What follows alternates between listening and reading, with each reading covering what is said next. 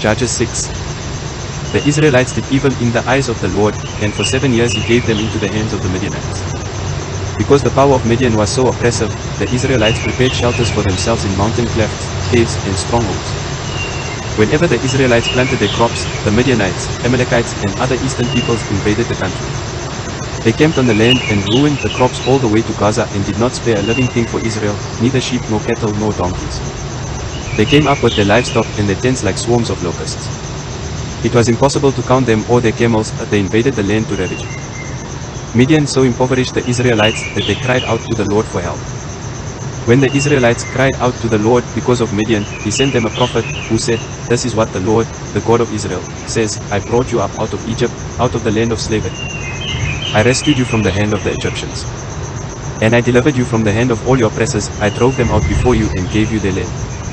I said to you, I am the Lord your God, do not worship the gods of the Amorites, in whose land you live. But you have not listened to me."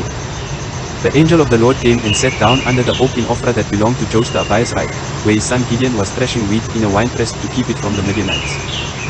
When the angel of the Lord appeared to Gideon, he said, "The Lord is with you, mighty warrior." "Pardon me, my Lord," Gideon replied, "but if the Lord is with us, why has all this happened to us? Where are all his wonders that our ancestors told us about when they said, 'Did not the Lord bring us up out of Egypt?' But now the Lord has abandoned us and given us into the hand of Midian." The Lord turned to him and said, "Go in the strength you have and save Israel out of Midian's hand. Am I not sending you?" "Pardon me, my Lord," Gideon replied, "but how can I save Israel? My clan is the weakest in Manasseh, and I am the least in my family." The Lord answered, "I will be with you, and you will strike down all the Midianites, leaving none alive." Gideon replied, "If now I have found favor in your eyes, give me a sign that it is really you talking to me. Please do not go away until I come back and bring my offering and set it before you." And the Lord said, "I will wait until you return." Gideon went inside, prepared a young goat, and from an ephah of flour he made bread without yeast. Putting the meat in a basket and its broth in a pot, he brought them out and offered them to him under the oak.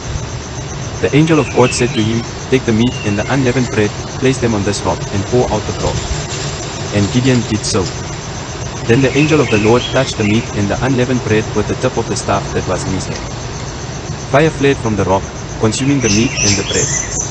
And the angel of the Lord disappeared. When Gideon realized that it was the angel of the Lord, he exclaimed, "Alas, sovereign Lord! I have seen the angel of the Lord face to face." But the Lord said to him, "Peace. Do not be afraid. You are not going to die." So Gideon built an altar to the Lord there and called it, "The Lord is Peace." To this day it stands in Ophrah of the Abiezrites. That same night the Lord said to him, "Take the second bull from your father's herd, the one 7 years old. Tear down your father's altar to Baal and cut down the Asherah pole beside it. Then build a proper kind of altar to the Lord your God on the top of this height. Using the wood of the Asherah pole that you cut down, offer the second bull as a burnt offering." So Gideon took 10 of his servants and did as the Lord told him. But because he was afraid of his family and the townspeople, he did it at night rather than in the daytime. In the morning when the people of the town got up, there was Baal's altar, demolished, with the Asherah pole beside it cut down and the second bull sacrificed on the newly built altar. They asked each other, "Who did this?" When they carefully investigated, they were told, "Gideon son of Joash did it." The people of the town demanded of Joash, "Bring out your son. He must die, because he has broken down Baal's altar and cut down the Asherah pole beside it." But Joash replied to the hostile crowd around him, "Are you going to plead Baal's cause? Are you trying to save him? Whoever fights for him shall be put to death by morning. If Baal really is a god, he can defend himself when someone breaks down his altar."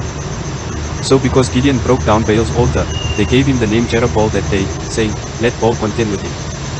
Now all the Midianites, Amalekites, and other eastern peoples joined forces and crossed over the Jordan and camped in the valley of Jezreel. Then the Spirit of the Lord came on Gideon, and he blew a trumpet, summoning the Abiezrites to follow him. He sent messengers throughout Manasseh, calling them to arms, and also into Asher, Zebulun, and Naphtali, so that they too went up to meet them. Gideon said to God, "If you will save Israel by my hand as you have promised, look, I will place a wool fleece on the threshing floor.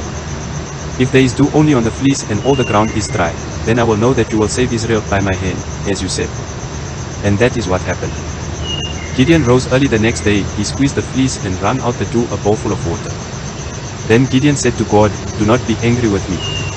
Let me make just one more request. Allow me one more test with the fleece, but this time make the fleece dry and let the ground be covered with dew. That night God did so. Only the fleece was dry, all the ground was covered with dew.